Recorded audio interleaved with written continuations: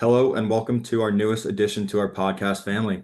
Sean, thanks for joining me for this special kickoff episode of On the Horizon. We're excited to launch this brand new podcast under the Water Tower Research platform.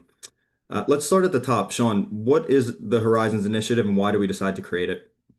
Well, thanks, Joe. It's great to be here. Horizons is a key step in our mission to democratizing information and really supporting the visibility for small and micro cap companies.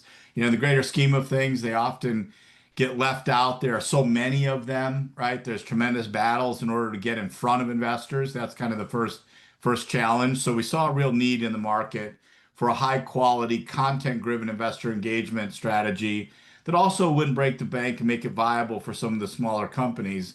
And the Horizons platform is our answer to that. It's cost-effective product tier that combines research coverage, podcast content, and virtual conferences into one cohesive package. You have to remember we're looking to drive an ROI for these companies and for investors at the same time. And so this allows smaller companies to amplify their story across major platforms without needing traditional analyst coverage to get started. And that's a big battle. So trying to find something that is effective for helping companies reach new investors, tell their story, and Horizons is our answer to that. Great. That makes a lot of sense. Maybe if we just, take it a step back for a moment, for those maybe not familiar with Water Tower Research, can you just give a quick overview of the firm and how Horizons is going to fit into the broader mission? Sure, absolutely. So Water Tower Research was founded to really fill the growing information gap between companies and investors. And it comes from my background, 20 plus years as a senior research analyst, and really understanding some of the changes that had happened in the marketplace, how information was getting to investors, or in many cases, not getting to investors, and how traditional Wall Street fits into this. It's really tough for smaller companies because traditional Wall Street coverage is disappearing. And we wanted to provide a solution and a platform that enables investors and companies to engage. Importantly, all of our research is open access and broadly distributed. And what I mean by open access is it doesn't sit behind a paywall. You don't have to pay for the research. It's open to all classes of investors, professional investors at institutional funds, retail, RIAs, family offices, the whole gamut. The research is distributed broadly through Bloomberg, FactSet, CapIQ, all the major platforms that investors, especially professional investors, are used to, but also accessible on our website for all investors, be it the retail or the IRA, to get to as well. Now, Horizons fits right in with that philosophy. We replicate some of the key basic building blocks of traditional research.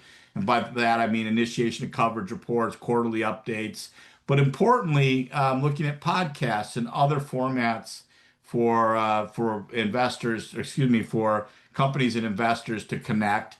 The podcast being a very important one, and we found this a great format to reach investors and help companies communicate their story. Perfect, perfect. That was great, Sean. Let's dig a little bit more into the actual On the Horizon podcast, and just as a starting point, we could dive a little bit deeper into this throughout the podcast. What can listeners expect from from the episodes?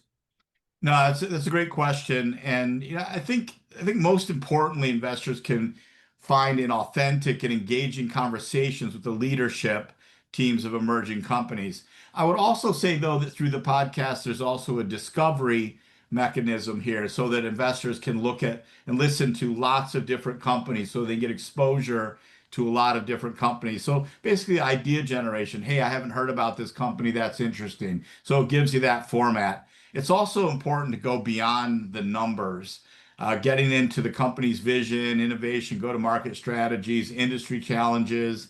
And a lot of companies and are high growth, even pre-revenue companies. So it's very important for investors to have an opportunity to understand, let's call it the more qualitative parts of the business, the strategy, and that's what we focus on a lot in this podcast format.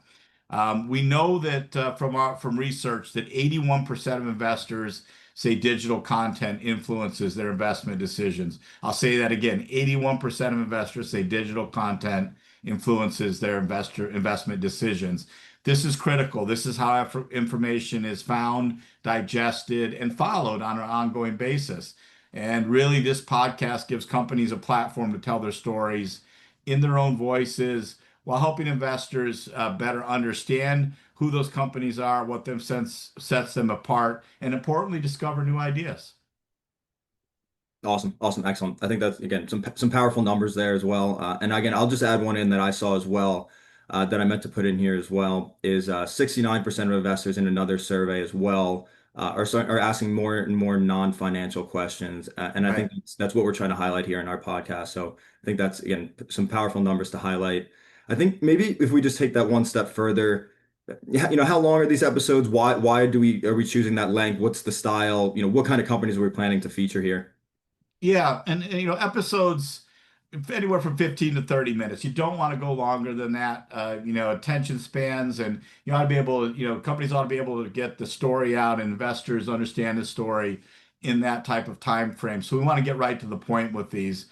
There's no limit, but we know from our data and experience, 15 to 25 minutes is really the sweet spot to keep listeners engaged. This will be less formal than a fireside chat. It's more like a conversation between peers. That's the nice part of having a podcast. We find it's easier to do, more casual, more engaging. Fireside chats being on video, the podcast being a great format, and also in an audio format, reaches a broad audience, people who are on, various ways they listen to podcasts. But we're focused on nano and microcap innovators in this podcast. So that's the target of the companies we want to have on there. These are companies that are oftentimes in emerging growth, doing the hard work, building new products, breaking into tough markets. And, a lot of times they go unnoticed. It's, one of the first things I always, tell companies when we're talking to them is strategically can't invest in you if they don't know you exist. So you have to begin with this awareness campaign. This podcast is a great way to do that. It provides exposure and an opportunity to tell your story and get to more investors. Our goal is to shine a spotlight on them and say, hey, this story deserves your attention.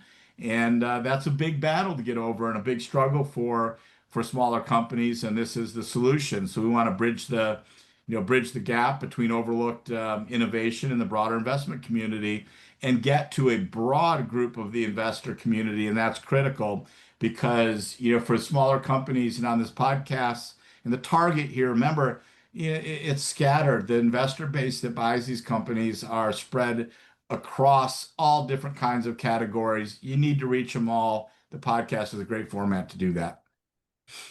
Awesome. Awesome. Absolutely. Thanks for that, Sean. And I think that really highlights what our podcast is geared towards. So we talked about a little bit more of the actual Horizons product. There's going to be the initiation of coverage. There's going to be the quarterly reports. So these reports won't be analyst led, but they're going to be collaborative, right? That's right. It's a joint effort between the entire WTR team, vetted third-party vendors, and company management. Accuracy and investor relevance are key here. Eventually the goal is to graduate companies from Horizons to full analyst coverage and broader investor engagement through our platform. But this is a starting point to build the research, build the engagement, and importantly, again, going back to this idea of awareness, and I can't say it enough because that is the big battle. You need good content, you need exposure. Horizons does that for smaller companies, and we love to take them and migrate them up into our foundations or Integra product, which are heavily analyst involvement and investor engagement and outreach. But this is the starting point for small companies, and we grow with them through the process. Perfect. Excited to be along with the process as well. And then just lastly, Sean, what's the one thing you just want listeners to take away from the On the Horizon podcast? Well, investment stories don't always start big. I've been an analyst or, going on 25, almost 30 years now. Wow. But I've seen so many companies that have started as small emerging growth companies grow into, very important companies in their sector, big total available markets or TAMs, that are out there for them. Creating innovative technology it's a tough job. There's a lot of missionary work that has to be done with companies and their technologies, and this is what we focus on the horizon. It's your front row seat to discovering those companies early. We really want to amplify their stories and get investors to connect with them before they hit the big radar of other investors. And this is the starting point. Again, open for all investors to jump in here. Perfectly said. So everyone, the first episode of On the Horizon drops in the coming weeks. Episodes will drop on Mondays following that, and we'll update everyone with an exact launch date soon after we're done building our first batch of initiations of coverage.